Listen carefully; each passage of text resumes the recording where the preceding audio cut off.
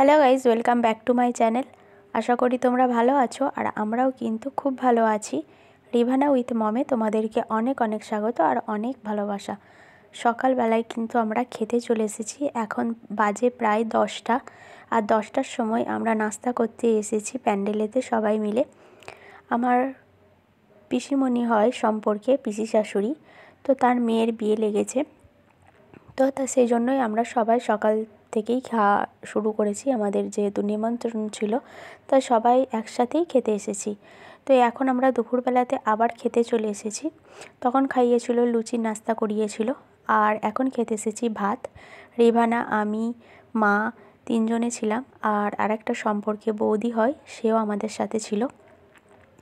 সবাই একসাথে খাওয়া দাওয়া করে কিছুক্ষণ থেকে আবার বাড়ি চলে যাব। ওয়েদারটা এতটাই খারাপ, মেয়ের শরীরও খুবই খারাপ আছে, সেই জন্য আর বেশি লেট করব না, ওই জন্য আমরা খেতে বসে পড়েছি সবাই মিলে।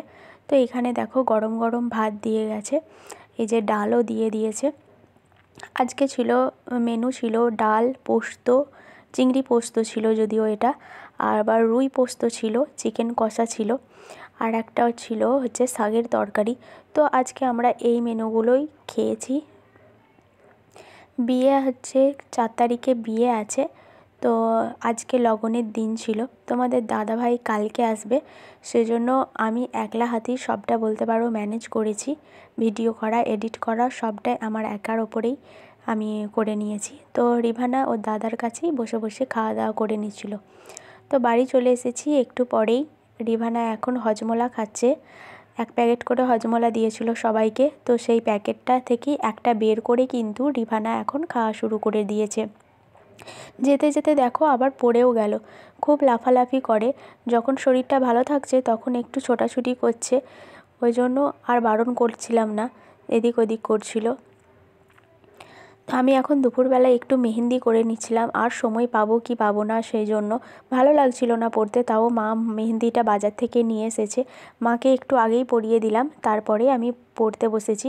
ভয় লাগছিল যে এক্ষুনি রিভানা এসে জেদ করবে নাকি যে আমাকে পরিয়ে দাও। মেহেন্দি দেখলেই বা কোনো কিছু সাজার জিনিস দেখলেই ও খুবই পড়তে চায়।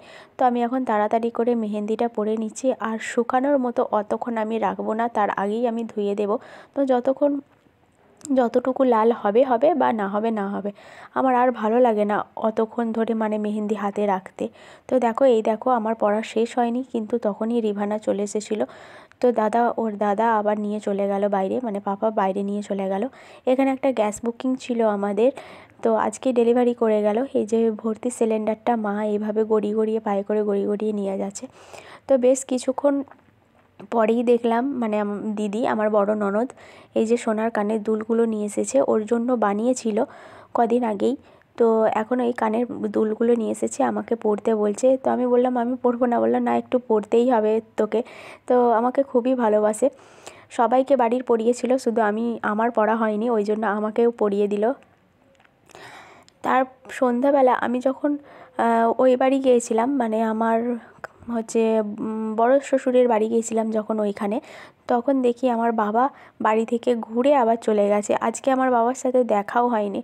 আমার বাবা সন্ধ্যাবেলা একটু এমনিতে সন্ধ্যাবেলায় আসে, কিন্তু আজকে যেন একটু দিনবেলাবেলাই চলে এসেছিলো। তো দেখো আমাদের ওখানে 1 তারিখে মেলা ছিল, সেই মেলার মিষ্টি অনেক নিয়ে এসেছে, এটা ওটা, কালো মিষ্টি, সাদা মিষ্টি বা আরও অনেক কিছু। আবার বাজারেতেও মিষ্টি অনেকগুলোই কিনে নিয়েছে।